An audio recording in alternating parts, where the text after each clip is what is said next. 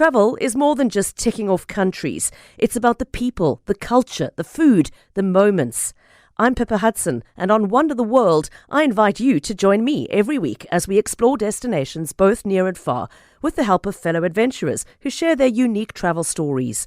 Listen to my podcast wherever you get them. I want you to listen to the next conversation I recorded yesterday with the Minister of International Relations, Ronald Lamola. Minister Lamola, thank you so much for making time for us. How are you?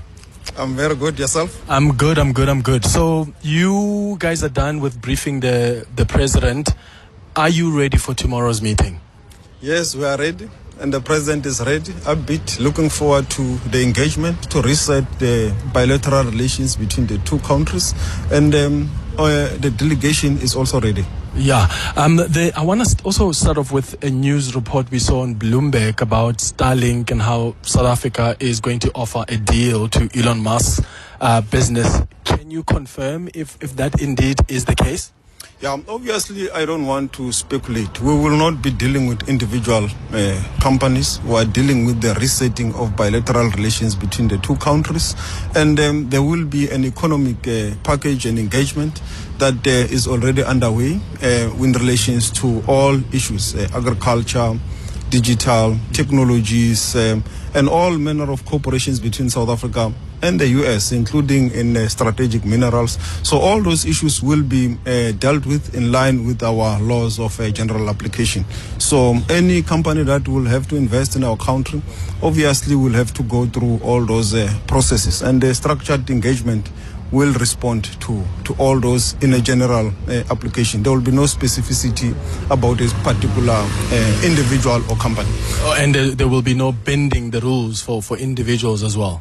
Our constitution does not allow it, even if we may want to do it. So the engagement, always in all engagements for bilateral relations, are done at a very general level, at a structured level, and they must comply with our laws of general application. And that is what we will continue to do on behalf of the people of South Africa. Because we think that this is a strategic relationship, the reset of the bilateral relations between the two countries, and obviously the reset of the good economic cooperations. There's a lot of American companies invested in South Africa, Microsoft, Amazon, lots of them, about 601 companies. And there's also a lot of South African companies invested in the US. Surprisingly, Sasol, Sibanye, South African companies create about 7,000 jobs here in the US.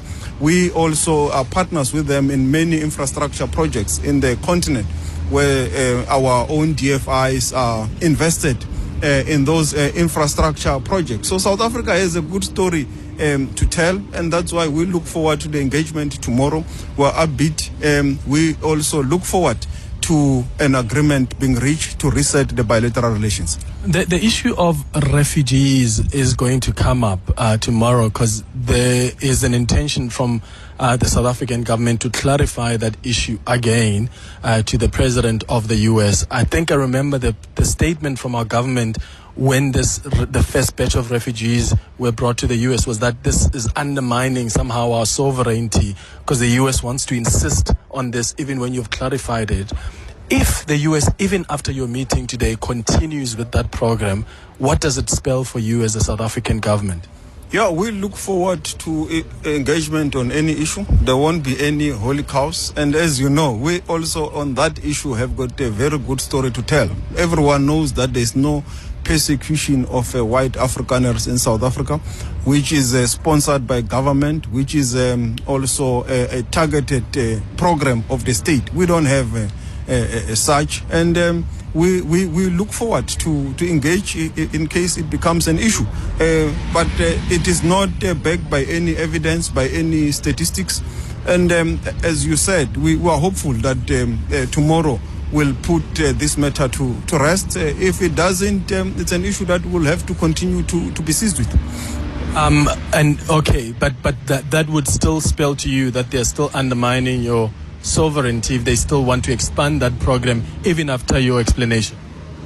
Obviously, we will not want to speculate whether it will be that clarity will suffice or not. We will cross the bridge tomorrow, and we are looking forward to put this matter to rest and any other thing that may arise after that we'll have to assess. Okay, are there any plans after the meeting? Is there any lunch planned? Well, in terms of the planning and what's expected to happen, what can you share with us? Yeah, is that there is going to be a meeting of the two heads of states. They will also have light-hearted moments, as you have said, including a lunch. Okay. And the two heads of states will further engage in that platform, including the platform where you will be in the Oval Office. So it's going to be a very good meeting in our view, with very good grounds having been laid, and there has already been, as I've said, good engagements between our government and the government here to prepare for this platform.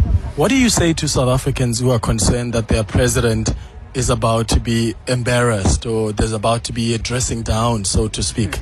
Is that they should be very proud as South Africans, that South Africa is a very strategic country. It's a country that has got a very good constitution, but also has got a very good trade relations with the US that must be reset. As I've already said, we've got companies from South Africa that are invested here. We have got strategic minerals that we export here, which we have got an interest to beneficiate at source at home. And that becomes an issue of technology. How do we get technology also from here to help us?